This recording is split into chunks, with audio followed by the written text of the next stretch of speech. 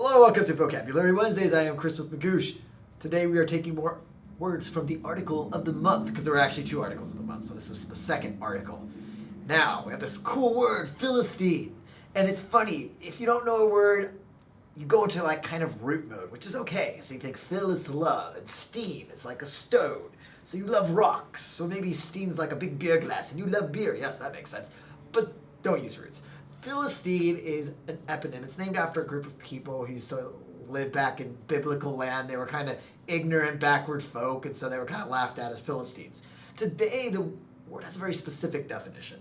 It's more someone who's kind of ignorant and backwards as far as art and culture is concerned. That is, they go out of their way to hate and to loathe anything that has art with a capital A. So they see a picture of Monet, they think Monet, no nay, I don't like Monet. They hear Mozart, Mozart, Mozart, I don't like Mozart. Kind of sound like Dr. Seuss.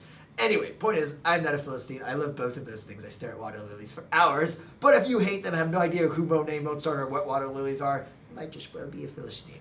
Okay, next we have uncanny. So let's just say you were studying vocab like 10 minutes ago, and you encountered the word uncanny. You're like, oh, I haven't learned this word before. You memorize it. And then just randomly you go off and you watch my Vocab Wednesday video, and guess what? I have the word uncanny. Oh my God, that's so weird. How did that happen? I just looked at it.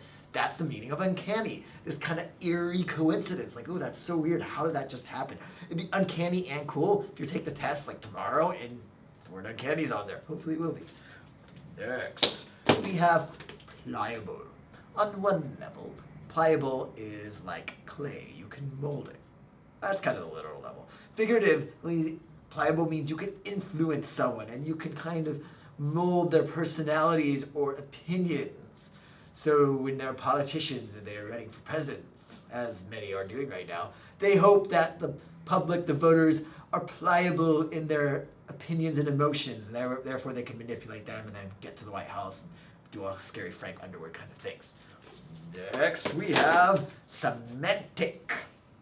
Kind of sounds like romantic, but has nothing to do with that. It's a very technical word, but when someone, and maybe you've heard someone talk about semantics, they're talking about the meaning of a word and how a word can sometimes have shades of meanings. Those are kind of the semantics, those different levels of meanings.